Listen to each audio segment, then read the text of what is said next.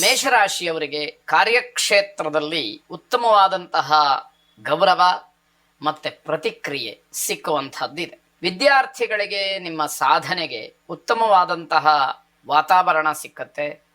ಕಷ್ಟಪಟ್ಟು ಅಧ್ಯಯನ ಅಭ್ಯಾಸಗಳನ್ನು ಮಾಡುವಂಥದ್ದಷ್ಟೇ ನಿಮಗೆ ಗುರುತರವಾದಂತಹ ಜವಾಬ್ದಾರಿ ಅನ್ನುವಂಥದ್ದು. ಕಷ್ಟದಲ್ಲಿರ್ತಕ್ಕಂಥವ್ರಿಗೆ ನಿಮ್ಮ ಕೈಲಾದ ಸಹಾಯವನ್ನು ಮಾಡಿ. ಹಾಗಂತ ನೀವು ತೊಂದರೆ ಪಟ್ಟುಕೊಂಡು ಏನೋ ಮಾಡಬೇಕು ಅಂತಲ್ಲ, ನಿಮಗಾಗಿ ಮಿಕ್ಕಿದ್ರಲ್ಲಿ ಸ್ವಲ್ಪ ಮಟ್ಟಿನ ಸಹಾಯವನ್ನು ಮಾಡುವಂಥದ್ದು ಒಳ್ಳೆಯದಾಗಿರುತ್ತೆ. ಬೇರೆ ಬೇರೆ ವಿಚಾರಗಳಲ್ಲಿ ನಿಮಗೆ ಆಸಕ್ತಿ ಬರುತ್ತೆ. ನಿಮ್ಮ ಹವ್ಯಾಸಗಳು, ನಿಮ್ಮ ವಿದ್ಯಾಭ್ಯಾಸ, ನಿಮ್ಮ ನೌಕರಿ, ನಿಮ್ಮ ವೃತ್ತಿ ಇದನ್ನು ಹೊರತಾಗಿ ಬೇರೆ ವಿಚಾರಗಳಲ್ಲಿ ಆಸಕ್ತಿ ಬರುವಂಥದ್ದಿದೆ. ಅಲ್ಪ ಪ್ರಯತ್ನದಿಂದ ದೊಡ್ಡ ದೊಡ್ಡ ಕೆಲಸಗಳಾಗುವಂತಹ ಸೂಚನೆಗಳು ಕಾಣ್ತಾ ಇದೆ. ಮಕ್ಕಳ ಶಿಕ್ಷಣವನ್ನು ಕುರಿತು ಚಿಂತೆಯನ್ನು ಮಾಡಬೇಕಾದಂತಹ ಅವಶ್ಯಕತೆ ಇರುವುದಿಲ್ಲ. ಮಕ್ಕಳು ಅವರ ಪಾಡಿಗೆ ಅವರು ಓದಿಕೊಳ್ತಾರೆ ಅನ್ನುವಂಥದ್ದು. ಅನ್ನಪೂರ್ಣೇಶ್ವರಿಯನ್ನ ಪ್ರಾರ್ಥನೆ ಮಾಡಿ, ಅನ್ನಪೂರ್ಣೆ ಸದಾಪೂರ್ಣೆ ಶಂಕರ ಪ್ರಾಣವಲ್ಲಭೆ ಜ್ಞಾನ ವೈರಾಗ್ಯ ಸಿದ್ಧರಥನ್ ಭಿಕ್ಷಾಂ ದೇಹಿ ಚ ಪಾರ್ವತಿ ಎಂಬುದಾಗಿ 8 ಸಲ ಹೇಳಿಕೊಳ್ಳಿ. ಶುಭವಾಗಿ. ವೃಷಭ ರಾಶಿ, ಈ ದಿವಸ ನೀವು ಅಂದುಕೊಂಡಂತಹ ಕೆಲಸ ಕೈಗೂಡುವಂಥದ್ದು. ಅರ್ಥಾತ್ ಯಾವ ಕೆಲಸಕ್ಕೆ ನೀವು ಮುಂದಾಗ್ತಿರೋ ಅಥವಾ ಯಾವ ಕೆಲಸವನ್ನ ಮಾಡಬೇಕು ಅಂತ ಹೇಳಿ ಸಂಕಲ್ಪವನ್ನು ಮಾಡ್ತಿರೋ ಆ ಕೆಲಸ ಈಡೇರುವಂಥದ್ದಾಗುತ್ತೆ. ಈ ದಿವಸ ನಿಮ್ಮ ಪ್ರತಿಷ್ಠೆ, ಗೌರವಗಳು ಹೆಚ್ಚಾಗುವಂತಹ ಸಾಧ್ಯತೆಗಳು, ಹೊಸ ಹೊಸ ಅವಕಾಶಗಳು ನಿಮ್ಮ ವೃತ್ತಿಗೆ ಅಥವಾ ವಿದ್ಯಾರ್ಥಿ ಜೀವನಕ್ಕೆ, ಉದ್ಯೋಗಕ್ಕೆ ಸಂಬಂಧಪಟ್ಟ ಹಾಗೆ ಮೇಲಿಂದ ಮೇಲೆ ಸಿಕ್ಕುವ ಹಾಗಾಗತ್ತೆ. ಕುಟುಂಬದಲ್ಲಿ ಶಾಂತಿಯನ್ನು ಕಾಪಾಡಿಕೊಳ್ಬೇಕು. ಸಮಾಜದ ಜನಪ್ರಿಯತೆಯ ಹಿಂದೆ ಹೋಗಬೇಡಿ. ಜನ ನನ್ನನ್ನು ಹೊಗಳಬೇಕು, ಎಲ್ಲೋ ನನ್ನನ್ನು ಸನ್ಮಾನ ಮಾಡಬೇಕು, ಹಾರ ತುರಾಯಿಗಳು ನನ್ನದಾಗಬೇಕು, ನನಗೆ ಯಾವುದೋ ಪ್ರಶಸ್ತಿ ಪತ್ರ ನೀಡಬೇಕು ಅನ್ನುವಂಥದ್ದು ಖಂಡಿತವಾಗಿ ಬೇಡ. ನಿಮ್ಮಲ್ಲಿ ವಿಶೇಷವಾದಂತಹ ವಿದ್ಯೆಯೋ ಬುದ್ಧಿಯೋ ಅಥವಾ ಇನ್ಯಾವುದೋ ಕೌಶಲ್ಯವೋ ಇದ್ದರೆ ಆ ಹಾರ ತುರಾಯಿಗಳು, ಪ್ರಶಸ್ತಿ ಪತ್ರಗಳೆಲ್ಲವೂ ಕೂಡ ನಿಮ್ಮನ್ನೇ ಹುಡುಕಿಕೊಂಡು ಬರುತ್ತೆ. ಆ ವಿಚಾರ ನಿಮಗೆ ಗೊತ್ತಿರಲಿ ಎನ್ನುವಂಥದ್ದು. ಇಷ್ಟ ದೇವತಾ ಪ್ರಾರ್ಥನೆಯನ್ನು ಮಾಡಿ. ಶುಭವಾಗಿ. ಮಿಥುನ ರಾಶಿ, ಬಹುನಿರೀಕ್ಷಿತವಾದಂತಹ ಕೆಲಸ ವಿಳಂಬವಾಗುತ್ತೆ.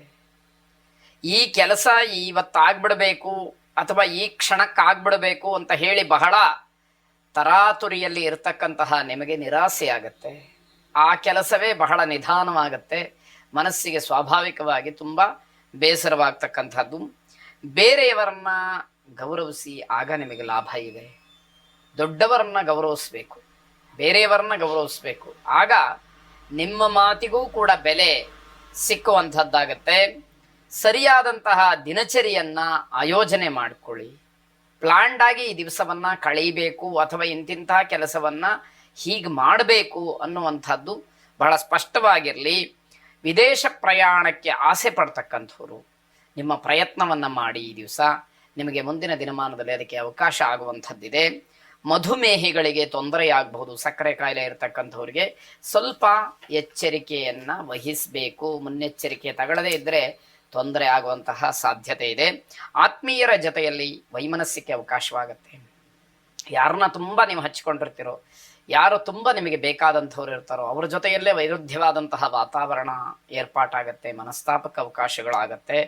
ವಿಷ್ಣುತ್ರಯಿ ಮಂತ್ರವನ್ನು ಶ್ರವಣ ಮಾಡಿ. ಶುಭವಾಗಿ. ಕರ್ಕಾಟಕ ರಾಶಿ, ಇಂದಿನ ವ್ಯವಹಾರದಲ್ಲಿ ನೀವು ತೆಗೆದುಕೊಳ್ಳುವಂತಹ ನಿರ್ಧಾರದಲ್ಲಿ ನಿಮಗೆ ಲಾಭವಾಗುವಂತಹ ಸೂಚನೆಗಳು ಹೆಚ್ಚಾಗಿದೆ. ರಾಜಕೀಯ ಸಂಪರ್ಕದಿಂದ ನಿಮಗೆ ಲಾಭವಾಗುವಂತಹ ಸಾಧ್ಯತೆಗಳು ಹೆಚ್ಚಾಗಿಯೇ ಇವೆ.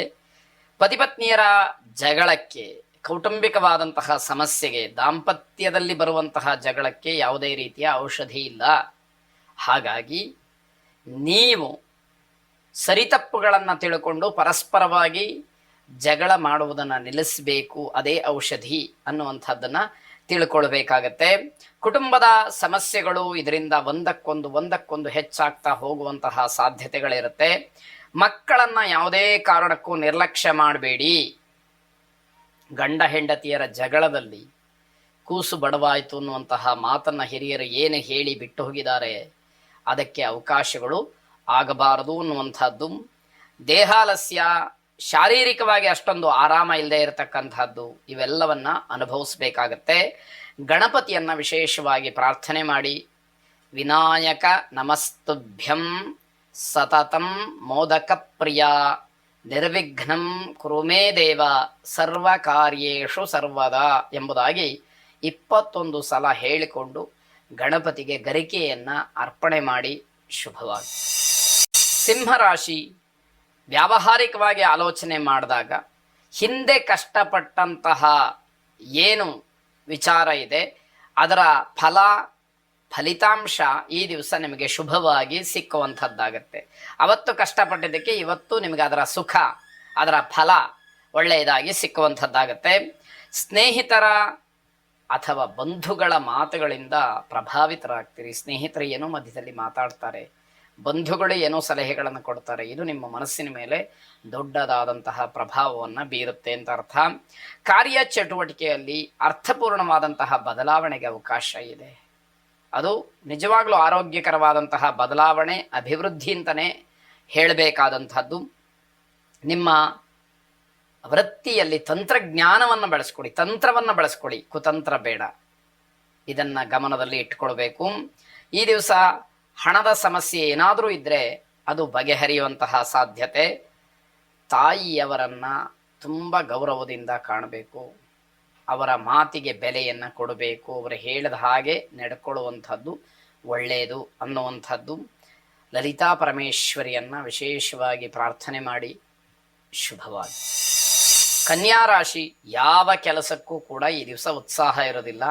ಮಾನಸಿಕವಾಗಿ ಯಾವ ಕೆಲಸದ ಮೇಲೆ ಆಸಕ್ತಿಯೂ ಇರುವುದಿಲ್ಲ. ಅಗತ್ಯವಾಗಿ ಮಾಡಲೇಬೇಕಾದಂತಹ ಕೆಲವು ಕೆಲಸಗಳೂ ಕೂಡ ನಿಮ್ಮಿಂದ ಆಗಲೇ ಇರತಕ್ಕಂಥದ್ದಾಗುತ್ತೆ. ದಾಂಪತ್ಯ ಕಲಹ, ಅವಮಾನದ ಮಾತು ಇವೆಲ್ಲ ಈ ದಿವಸದ ದಿನಚರಿಯಾಗತ್ತೆ. ಎಷ್ಟು ಸಾರಿ ಅವಮಾನ ಆಗುತ್ತೋ ಗೊತ್ತಿಲ್ಲ, ಗಂಡ ಹೆಂಡತಿಯರ ಮಧ್ಯದಲ್ಲಿ ಎಷ್ಟು ಸಾರಿ ಜಗಳ ಆಗುತ್ತೋ ಗೊತ್ತಿಲ್ಲ. ಇದೆಲ್ಲವನ್ನ ನೋಡಬೇಕಾದಂಥದ್ದು, ಅನುಭವಿಸಬೇಕಾದಂಥದ್ದು ನಿಮ್ಮ ಪಾಲಿಗೆ ಇರುವಂಥದ್ದಾಗುತ್ತೆ. ದುಶ್ಚಟಗಳು ಯಾರ್ಯಾರಿಗಿದೆ ಅಂಥವರು ದೈಹಿಕವಾದಂತಹ ಸಮಸ್ಯೆಯನ್ನು ಅನುಭವಿಸಬೇಕಾದಂಥದ್ದು. ಅನುಭವಿಗಳ ಮಾತು ನಿಮಗೆ ಪಥ್ಯವಾಗತ್ತೆ. ಯಾರೋ ಹಿರೀಕರು ಅನುಭವಿಗಳು ಏನಾದರೂ ಸಲಹೆಯನ್ನು ಕೊಟ್ಟರೆ, ಏನಾದ್ರು 4 ಮಾತುಗಳನ್ನು ಹೇಳಿದರೆ ಅದು ನಿಮಗೆ ಬೇಡ ಅಂತ ಹೇಳಿ ಅನಿಸ್ಬಿಡುತ್ತೆ.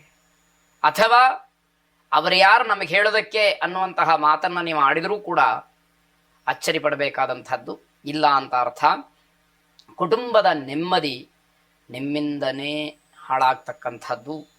ಗಂಡ ಹೆಂಡತಿಯರ ಜಗಳ ಮಕ್ಕಳ ಮೇಲೆ ತುಂಬ ಪ್ರಭಾವವನ್ನು ಬೀರುತ್ತೆ, ಮಕ್ಕಳಿಗೆ ಆಘಾತವಾಗುತ್ತೆ. ಹಾಗಾಗಿ ನೀವು ಸರಿಯಾಗಿ ಆಲೋಚನೆಯನ್ನು ಮಾಡಬೇಕು.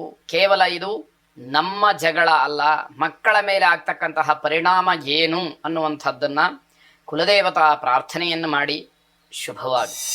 ತುಲಾರಾಶಿ ಯಂತ್ರೋಪಕರಣಗಳಿಂದ, ವಾಹನದಿಂದ ನಷ್ಟ ಆಗಬಹುದು, ತೊಂದರೆ ಆಗಬಹುದು. ಇದನ್ನು ಗಮನಿಸ್ಕೊಳ್ಬೇಕು. ಷೇರುಪೇಟೆಯಲ್ಲಿ ಗಣನೀಯವಾದಂತಹ ಲಾಭಕ್ಕೆ ಅವಕಾಶಗಳಾಗತ್ತೆ. ಕುಟುಂಬದವರ ಸಹಕಾರ ಸ್ವಲ್ಪ ಕಡಿಮೆ. ಸಹಕಾರ ಇರೋದಿಲ್ಲ ಅಂತ ಹೇಳಿದರೆ ಅದೇನು ತಪ್ಪಲ್ಲ, ಆ ರೀತಿಯ ವಾತಾವರಣ ಇರುತ್ತೆ. ಬಂಧುಗಳಿಂದ ಸಿಹಿ ಸುದ್ದಿ ನಿಮಗೆ ಸಿಕ್ಕುವಂಥದ್ದು. ಹಳೆಯ ಸಮಸ್ಯೆಗಳು ನಿಮ್ಮ ಮನಸ್ಸಿಗೆ ಅಶಾಂತಿಯನ್ನು ಉಂಟು ಮಾಡುತ್ತೆ. ಹಿಂದೆ ಯಾವತ್ತೋ ಯಾವುದೋ ಘಟನೆ ನಡೆದಿರುತ್ತೆ, ಅದನ್ನು ಮರ್ತಿರ್ತೀರಿ. ಪುನಃ ಅದು ಮರುಕಳಿಸುವಂಥದ್ದು. ಅದನ್ನು ಜ್ಞಾಪಿಸ್ಕೊಂಡಾಗ, ಆ ವಿಷಯ ಮುನ್ನೆಲೆಗೆ ಬಂದಾಗ ಬಹಳ ಮನಸ್ಸಿಗೆ ಖೇದವಾಗತ್ತೆ, ಶಾಂತಿ ಕದಡಿದ ಹಾಗಾಗತ್ತೆ. ಇವೆಲ್ಲವನ್ನು ನೋಡಬೇಕಾದಂಥದ್ದು. ನಿಮ್ಮ ಮನಸ್ಸನ್ನು ಸ್ಥಿರವಾಗಿಟ್ಕೊಂಡಿದ್ದರೆ ಮಾತ್ರ ನೀವು ಅದೆಲ್ಲವನ್ನು ತಡ್ಕೊಳ್ಳಿಕ್ಕೆ ಸಾಧ್ಯ ಆಗತ್ತೆ. ಸುಖ ಬರಲಿ ದುಃಖ ಬರಲಿ ಎಲ್ಲವೂ ಕೂಡ ಒಂದೇ ಅನ್ನುವಂತಹ ಸಮಚಿತ್ತ ಭಾವ ಇದ್ದರೆ ಆಗ ಮಾತ್ರ ಅದನ್ನು ಸಹಿಸ್ಕೊಳ್ಳೋದಕ್ಕೆ ಸಾಧ್ಯ ಆಗತ್ತೆ. ಅದಿಲ್ಲ ಅನ್ನುವಂತಹ ಮಾನಸಿಕ ದೌರ್ಬಲ್ಯ ಇರುವಂಥವರು ಕಣ್ಣೀರನ್ನು ಹಾಕಬೇಕಾದಂಥದ್ದಿದೆ. ಯೋಗ ನರಸಿಂಹಸ್ವಾಮಿಯನ್ನು ಪ್ರಾರ್ಥನೆ ಮಾಡಿ ಶುಭವಾಗಿ. ವೃಶ್ಚಿಕ ರಾಶಿ ನ್ಯಾಯಾಲಯದ ವಿಚಾರಗಳು ಏನೇ ಇದ್ದರೂ ಕೂಡ ಅವೆಲ್ಲ ಧನಾತ್ಮಕವಾದಂತಹ ತಿರುವನ್ನು ಪಡ್ಕೊಳ್ಳುವಂತಹ ಸಾಧ್ಯತೆ. ಕೆಲಸದಲ್ಲಿ ಬಡ್ತಿ ಸಿಕ್ಕುವಂತಹ ಯೋಗ ಕೆಲವರಿಗೆ ಇರುವಂಥದ್ದು. ವೃತ್ತಿ ಜೀವನದಲ್ಲಿ ಎಡವಟ್ಟನ್ನು ಮಾಡಿಕೊಂಡು ಅಪಮಾನವಾಗುತ್ತೆ, ಎಚ್ಚರಿಕೆ. ಹಾಗಾಗಿ ತುಂಬ ಜಾಗರೂಕತೆಯಿಂದ ಇರಬೇಕಾದಂಥದ್ದು. ಜನ ನಿಮ್ಮಿಂದ ಏನೋ ನಿರೀಕ್ಷೆಯನ್ನು ಇಟ್ಕೊಂಡು ನಿರಾಸೆಗೆ ಒಳಗಾಗಬಹುದು, ಆದರೆ ಅದಕ್ಕೆ ಅವಕಾಶ ಮಾಡಿಕೊಡಬೇಡಿ. ವೈವಾಹಿಕ ಜೀವನ ಉತ್ತಮವಾಗಿರುತ್ತೆ. ಹಾಗೇ ಅದನ್ನು ಉಳಿಸ್ಕೊಳ್ಳುವಂತಹ ಪ್ರಯತ್ನಗಳು ನಿಮ್ಮಿಂದ ನಡೀಲಿ. ಶ್ರೀರಾಮ ಪರಿವಾರ ದೇವತೆಗಳನ್ನು, ವಿಶೇಷವಾಗಿ ಶ್ರೀರಾಮನನ್ನು ಪ್ರಾರ್ಥನೆ ಮಾಡಿ. ರಾಮಾಯ ರಾಮಭದ್ರಾಯ ರಾಮಚಂದ್ರಾಯ ವೇಧಸೆ ರಘುನಾಥಾಯ ನಾಥಾಯ ಸೀತಾಯಾಫ್ ಪತಜೇ ನಮಃ ಎಂಬುದಾಗಿ ನಿಮ್ಮ ಪ್ರಾರ್ಥನೆ ಇರಲಿ. ಶುಭವಾಗಿ. ಧನುರ್ರಾಶಿ ವೈವಾಹಿಕ ವಿಚಾರವನ್ನು ಪ್ರಸ್ತಾಪ ಮಾಡ್ತೀರಿ. ಮದುವೆಯ ಮಂಗಳ ಕಾರ್ಯದ ಬಗ್ಗೆ ಒಂದಷ್ಟು ಮಾತುಕತೆಗಳು ನಡೆಯುವಂತಹ ದಿವಸ ಇದು. ಆದರೆ ಪ್ರಯೋಜನ ಏನಾದರೂ ಆಗತ್ತಾ ಅಂತ ಹೇಳಿ ಪ್ರಶ್ನೆ ಮಾಡಿಕೊಳ್ಬೇಕು. ಏನೂ ಪ್ರಯೋಜನಕ್ಕೆ ಬರೋದಿಲ್ಲ, ಸಮಯ ವ್ಯರ್ಥವಾಗುತ್ತೆ ಅಷ್ಟೇ. ಇಲ್ಲ ಸಲ್ಲದ ವಿಚಾರಗಳು ಮುನ್ನೆಲೆಗೆ ಬರುತ್ತೆ ಅನ್ನುವಂಥದ್ದು, ಅದನ್ನು ಗಮನಿಸ್ಕೊಳ್ಳಿ. ಖಾಸಗಿ ಕ್ಷೇತ್ರದಲ್ಲಿ ಕೆಲಸ ಮಾಡ್ತಕ್ಕಂಥವ್ರಿಗೆ ಸಿಹಿ ಸುದ್ದಿ, ಏನೋ ಅನುಕೂಲತೆಗಳು, ಬಡ್ತಿ ಅಥವಾ ಇನ್ಯಾವುದು ಸಂಬಳ ಹೆಚ್ಚಾಯಿತು ಅಂತಲೋ, ಅಥವಾ ಹಿರಿಯರ ಪ್ರಶಂಸೆಗೆ ನೀವು ಮಾನ್ಯ ಮಾಡಿದರು ನಿಮ್ಮನ್ನ ಅಂತಲೋ, ಇವೆಲ್ಲವೂ ಕೂಡ ನಿಮಗೆ ಅನುಕೂಲವಾಗಬಹುದು. ಉದ್ಯೋಗದಲ್ಲಿ ಬಡ್ತಿ ಸಿಕ್ಕುವಂತಹ ಸಾಧ್ಯತೆ, ಮನಸ್ಸಿನ ಕೆಲವು ಅನುಮಾನಗಳು ನಿಜವಾಗ್ತಕ್ಕಂಥದ್ದು. ಯಾವುದೋ ವಿಷಯದಲ್ಲಿ ನಿಮಗೆ ಅನುಮಾನ ಇದೆ, ಕೊನೆಗೆ ನೋಡಿದ್ರೆ ಅದು ಸತ್ಯ ಆಗ್ಬಿಡುತ್ತೆ. ಈ ರೀತಿಯ ಘಟನೆ ಈ ದಿವಸ ನಡೀಬಹುದು. ಸಭ್ಯ ನಡವಳಿಕೆ ಏನಿದೆ ನಿಮ್ಮದು, ಅದು ಬೇರೆಯವರಿಗೆ ಇಷ್ಟ ಆಗತ್ತೆ, ಎಲ್ಲರಿಗೂ ಇಷ್ಟ ಆಗಬೇಕು ಒಳ್ಳೆಯದಾಗಿ ನಡ್ಕೊಂಡ್ರೆ. ಆದರೆ ಅದು ಸ್ವಾಭಾವಿಕವಾಗಿರಲಿ ಎನ್ನುವಂಥದ್ದು. ಕೆಲಸವನ್ನು ಏಕಾಗ್ರತೆಯಿಂದ ಮಾಡಿ. ಯಾವ ಕೆಲಸವನ್ನು ಮಾಡ್ತಿದ್ದೀರೋ ಆ ಕೆಲಸದ ಮೇಲೆ ನಿಮ್ಮ ಪರಿಪೂರ್ಣವಾದಂತಹ ಗಮನ ಇರಲಿ. ಗಮನ ಇಟ್ಟು ಮಾಡಿದಂತಹ ಕೆಲಸ ನಿಮ್ಮ ಗೌರವವನ್ನು ಇನ್ನಷ್ಟು ಮತ್ತಷ್ಟು ಹೆಚ್ಚು ಮಾಡುತ್ತೆ. ಕಾರಣ ಕೆಲಸದ ಗುಣಮಟ್ಟ ಹೆಚ್ಚಾಗತ್ತೆ. ಇದೆಲ್ಲವನ್ನು ಗಮನಿಸ್ಕೊಳ್ಬೇಕು. ಮಹಾವಿಷ್ಣುವನ್ನು ಪ್ರಾರ್ಥನೆ ಮಾಡಿ. ಶುಭವಾಗಿ. ಮಕರ ರಾಶಿ ದಾಂಪತ್ಯ ಜೀವನ ಏರಿಳಿಕೆಯಿಂದ ಕೂಡಿರುತ್ತೆ. ಇವತ್ತು ಒಬ್ಬರು ಹೇಳಿದ್ದು ಮತ್ತೊಬ್ಬರಿಗೆ ಸರಿ ಅಂತ ಹೇಳಿ ಅನ್ನಿಸದೇ ಇರತಕ್ಕಂತಹ ಸಂದರ್ಭಗಳು ಹೆಚ್ಚಾಗಿರುತ್ತೆ. ವಿದ್ಯಾರ್ಥಿಗಳ ಪ್ರಯತ್ನಕ್ಕೆ ಅಡಚಣೆಗಳು ಹೆಚ್ಚಾಗಿರೋದ್ರಿಂದ ತುಂಬ ಬೇಸರವಾಗುತ್ತೆ. ಓದಬೇಕು ಅಥವಾ ಇನ್ನೇನೋ ಓದಿಗೆ ಪೂರಕವಾದಂತಹ ಸಾಧನೆ ಮಾಡಬೇಕು ಅಂತ ಹೇಳಿ ಹಲವಾರು ರೀತಿಯಲ್ಲಿ ಪ್ರಯತ್ನಗಳನ್ನು ಮಾಡ್ತಾ ಇದ್ರೆ ಆ ಪ್ರಯತ್ನಗಳಿಗೆಲ್ಲ ಅಡ್ಡಿ ಅಡ್ಡಿ ಅಡ್ಡಿ ಅಂತ ಹೇಳಿ ಆದರೆ ಅದು ತುಂಬ ಮನಸ್ಸಿಗೆ ಬೇಸರವನ್ನು ಉಂಟು ಮಾಡ್ತಕ್ಕಂಥದ್ದು. ಸರಿಯಾದಂತಹ ಮಾರ್ಗದರ್ಶನ ನಿಮ್ಮ ಪ್ರಯತ್ನಕ್ಕೆ ಸಿಕ್ಕಿದರೆ ಅದು ಅನುಕೂಲವಾಗುತ್ತೆ. ಹಾಗಾಗಿ ಯಾರು ಯೋಗ್ಯವಾದಂತಹ ಮಾರ್ಗದರ್ಶಕರಿದ್ದಾರೆ ಅವರ ಆಶ್ರಯವನ್ನು ಪಡೆಯಿರಿ ಅನ್ನುವಂಥದ್ದು ಸಲಹೆ. ಹೆಣ್ಣು ಮಕ್ಕಳಿಗೆ ಆರೋಗ್ಯದ ಸಮಸ್ಯೆ ಕಾಡುವಂಥದ್ದಿದೆ. ವೃತ್ತಿಪರವಾಗಿ ಅನುಕೂಲ ಆದಾಯಗಳು ನಿಮ್ಮನ್ನು ಅರಸಿಕೊಂಡು ಬರ್ತಕ್ಕಂಥದ್ದು. ಬಂಧುಗಳ ನೆರವು, ಸ್ನೇಹಿತರು, ನೆಂಟರಿಷ್ಟರು, ಹಾಗೆ ನಿಮಗೆ ತುಂಬ ಆತ್ಮೀಯರು ಅಂತ ಹೇಳುವಂಥವರು ನಿಮಗೆ ಸಹಾಯ, ಪ್ರೋತ್ಸಾಹ, ಸಹಕಾರ ಎಲ್ಲವನ್ನೂ ಕೂಡ ನೀಡ್ತಾರೆ ಅಂತ ಅರ್ಥ. ಎದುರಾಳಿಗಳಿಗೆ ನಿಮ್ಮ ವಿಚಾರದಲ್ಲಿ ಸ್ವಲ್ಪ ಹೆದರಿಕೆ, ಭಯ ಅನ್ನುವಂಥದ್ದು ಬರುತ್ತೆ. ಧನ್ವಂತರಿ ಮಹಾವಿಷ್ಣುವನ್ನು ಪ್ರಾರ್ಥನೆ ಮಾಡಿ. ಶುಭವಾಗಿ. ಕುಂಭರಾಶಿ ಅನುಚಿತವಾದಂತಹ ಕೆಲವು ಕೆಲಸಗಳ ವಿಚಾರವನ್ನು ಮಾಡಿ ಆ ಅನುಚಿತವಾದಂತಹ ಕೆಲಸಗಳನ್ನು ದೂರ ಮಾಡಿ ಆ ರೀತಿಯ ನಿರ್ಧಾರಕ್ಕೆ ಬನ್ನಿ ಅನ್ನುವಂಥದ್ದು. ಈ ದಿವಸ ಆದಾಯಕ್ಕಿಂತ ಖರ್ಚು ಹೆಚ್ಚಾಗಿರುತ್ತೆ. ಅದರ ಪ್ರಭಾವ ಪರಿಣಾಮ ಹೇಗಿರುತ್ತೆ ಅದು ನಿಮ್ಮ ಅನುಭವದಲ್ಲಿರುತ್ತೆ. ಮನೆಯವರ ಸಲಹೆ ನಿಮಗೆ ಇಷ್ಟ ಆಗೋದಿಲ್ಲ.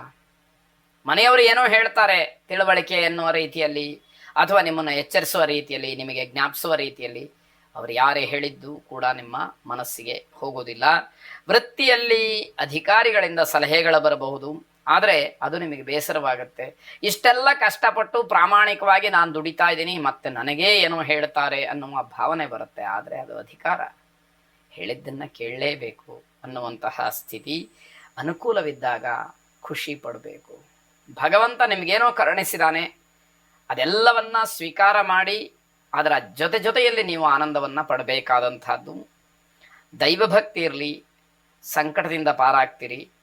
ನಂಬಿಕೆ ಇರಲಿ, ಅಪನಂಬಿಕೆ ಬೇಡ, ಮೂಢನಂಬಿಕೆ ಬೇಡ. ಯಾವುದನ್ನು ನೀವು ನಂಬ್ತೀರಿ ಅದನ್ನು ಬಲವಾಗಿ ನಂಬುವಂತಹ ಮನಸ್ಥಿತಿಯಲ್ಲಿ ಇರಿ. ಗಾಯತ್ರಿ ಮಂತ್ರವನ್ನು ಶ್ರವಣ ಮಾಡಿ. ಶುಭವಾಗಿ. ಕೊನೆಯದಾಗಿ ಮೀನರಾಶಿ ಅನೇಕ ವಿಚಾರಗಳಲ್ಲಿ ಮನಸ್ಸು ವಿಚಲಿತವಾಗುತ್ತೆ.